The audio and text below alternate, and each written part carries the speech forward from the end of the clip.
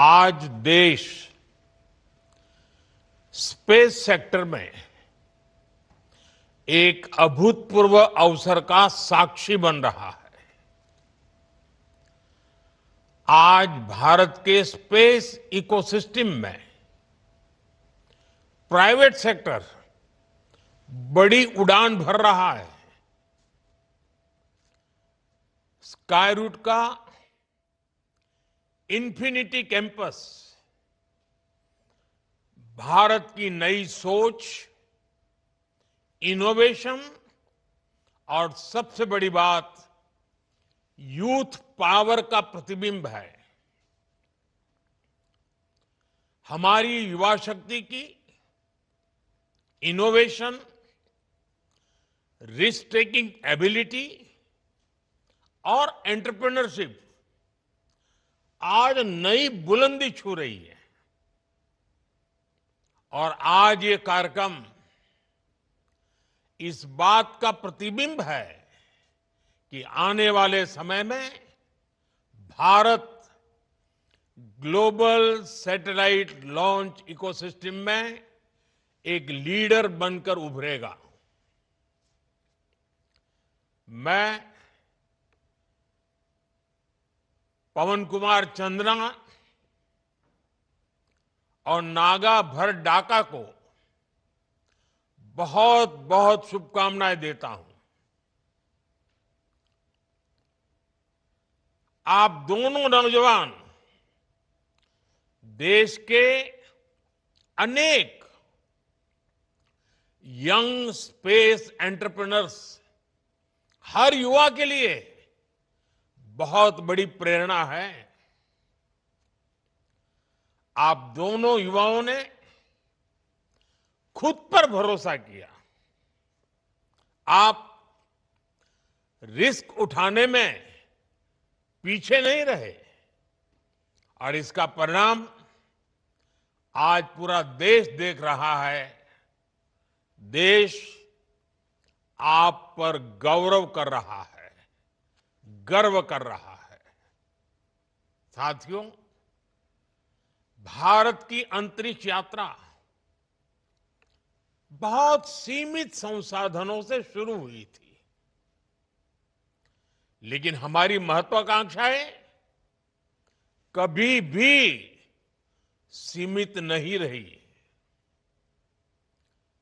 वो भी एक जमाना था, एक साइकिल पर रॉकेट का हिस्सा ले जाने से लेकर दुनिया के सबसे भरोसेमंद लॉन्च व्हीकल तक भारत ने सिद्ध किया है कि सपनों की ऊंचाई संसाधन से नहीं, संकल्प से तय होती है। इसरो ने दशकों तक भारत की स्पेस यात्रा को नई उड़ान दी है। क्रेडिबिलिटी, कैपेसिटी और वैल्यू, हर प्रकार से भारत ने अपनी अलग पहचान बनाई है। साथियों, हम सब जानते हैं कि बदलते हुए इस समय में स्पेस सेक्टर का कितना विस्तार हो रहा है।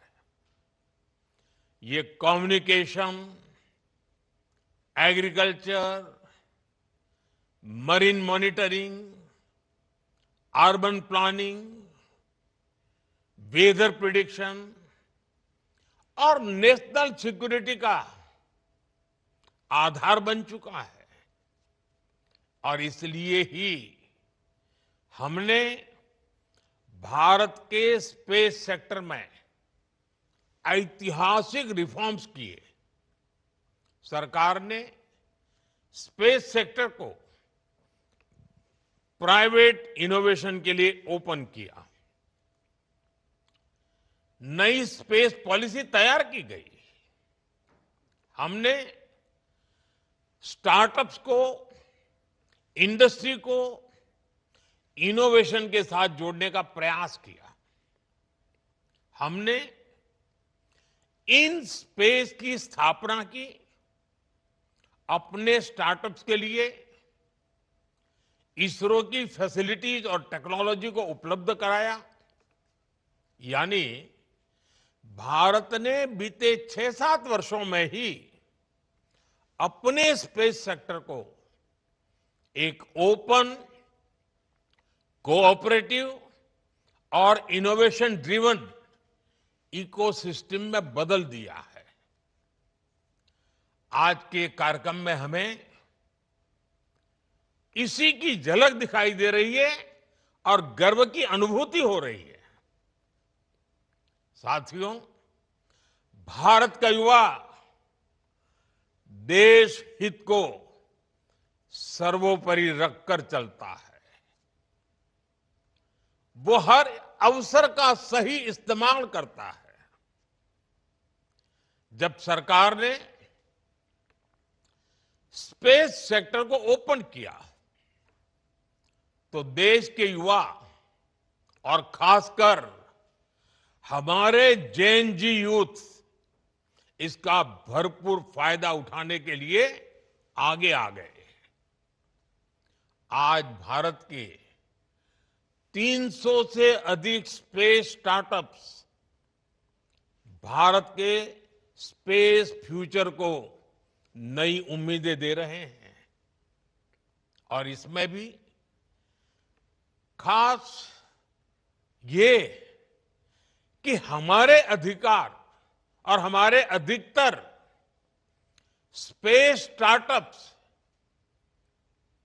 इसकी शुरुआत बहुत छोटी टीम से हुई है।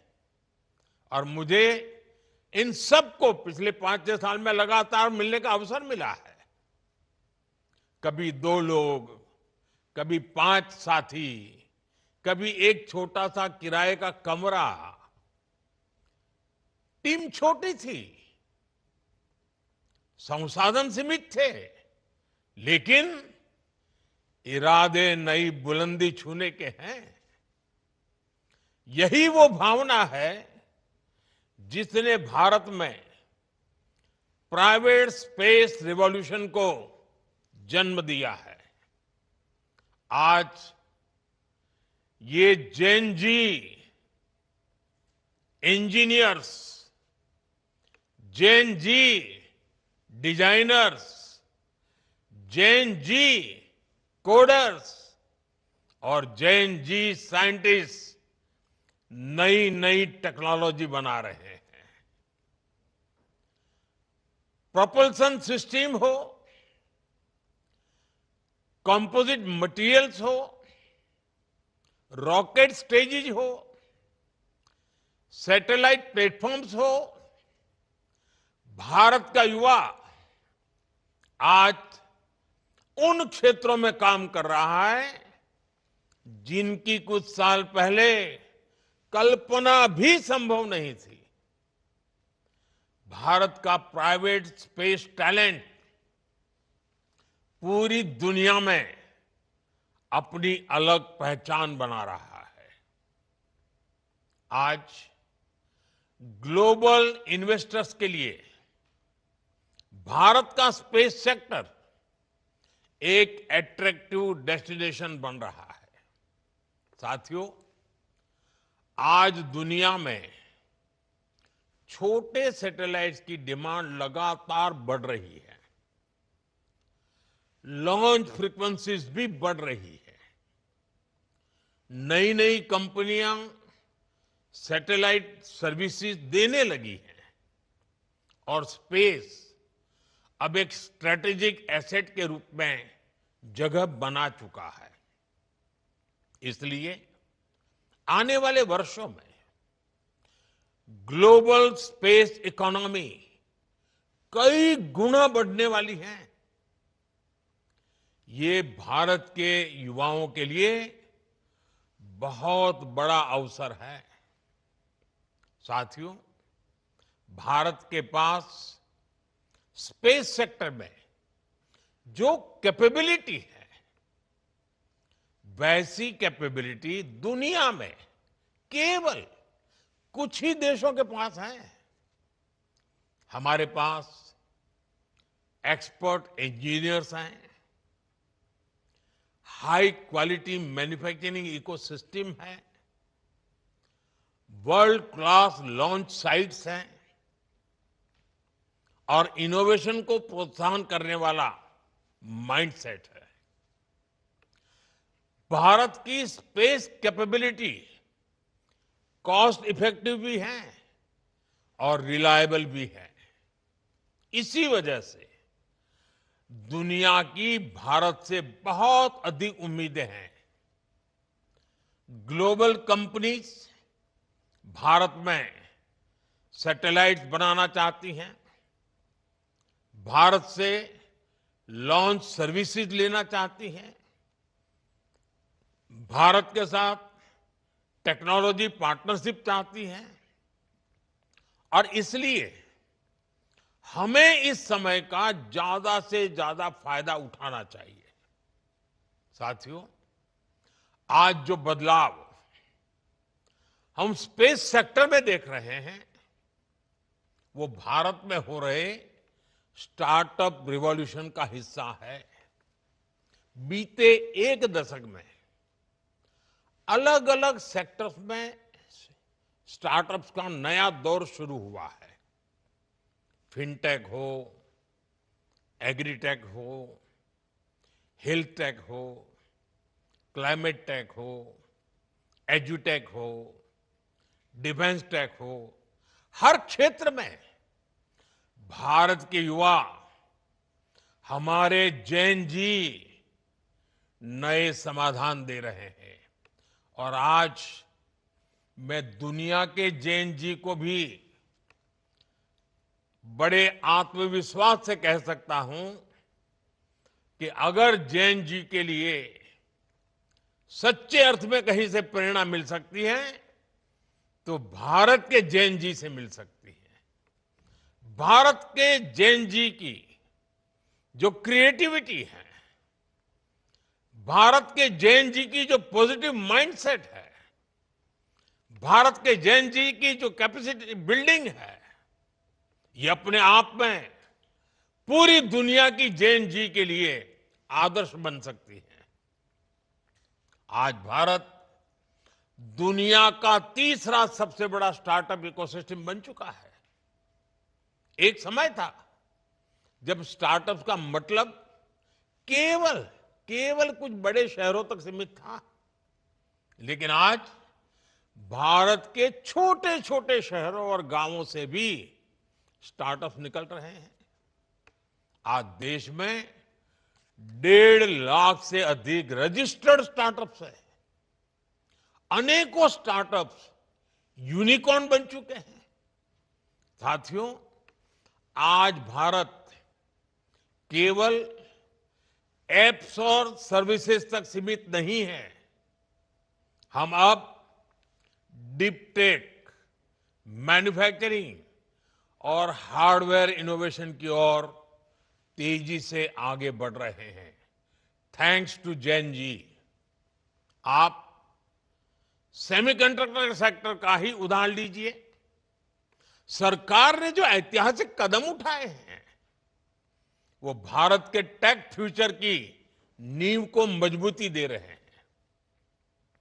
आज देश में semiconductor fabrication units, chip manufacturing और डिजाइन हब्स बहुत तेजी से विकसित हो रहे हैं। चिप से लेकर सिस्टम तक भारत अब एक मजबूत इलेक्ट्रॉनिक वैल्यू चेन तैयार कर रहा है। ये आत्मनिर्भरता के संकल्प का हिस्सा तो है ही, इससे भारत ग्लोबल सप्लाई चेन का एक मजबूत और भरोसेमंद पिलर भी बनेगा। साथियों, रिफॉर्म्स का हमारा दायरा भी लगातार बढ़ रहा है। जैसे हमने स्पेस इनोवेशन को प्राइवेट सेक्टर के लिए ओपन किया, वैसे ही हम एक बहुत महत्वपूर्ण सेक्टर में भी कदम उठाने जा रहे हैं। हम न्यूक्लियर सेक्टर को भी ओपन करने की तरफ आगे बढ़ रहे हैं। इस सेक्टर में भी हम प्राइवेट सेक्टर की सशक्त भूमिका की नींव रखने जा रहे हैं। इससे small modular reactor, advance reactors और न्यूक्लियर इनोवेशन में अवसर बनेंगे। यह रिफॉर्म हमारी एनर्जी सिक्योरिटी और टेक्नोलॉजिकल लीडरशिप को नई शक्ति देगा। साथियों, आने वाला भविष्य कैसा होगा, ये बहुत कुछ आज हो रही रिसर्च पर भी निर्भर करता है। इसलिए हमारी सरकार का बहुत जोर युवाओं को ज्यादा से ज्यादा रिसर्च के मौके देने पर भी है। हमने राष्ट्रीय अनुसंधान फाउंडेशन का गठन किया है, जो आधुनिक रिसर्च के लिए यूथ को सपोर्ट करता है। वन नेशन वन सब्सक्रिप्शन, इससे सभी छात्रों की इंटरनेशनल जर्नल्स तक पहुंच आसान हुई है।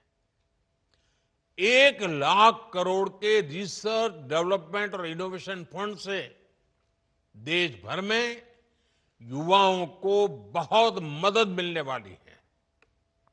हमने 10,000 से अधिक अटल टिंकरिंग लैब भी खोली है, जो स्टूडेंट्स में रिसर्च और इनोवेशन की भावना जगा रही है।